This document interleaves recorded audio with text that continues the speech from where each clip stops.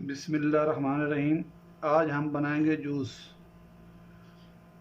ये इसको गर्मा भी कहते हैं और शम्मास भी कहेंगे।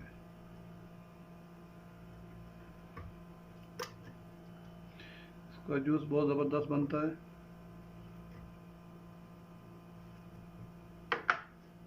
इसमें ये दूध है, हलीब सऊदी।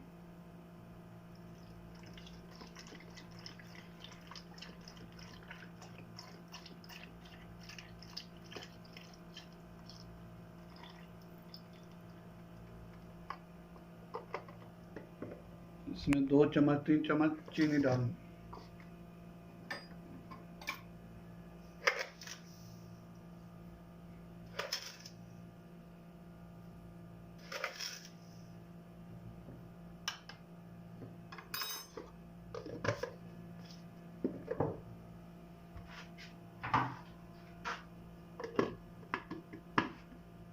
इसको भी ग्राइंड करते हैं।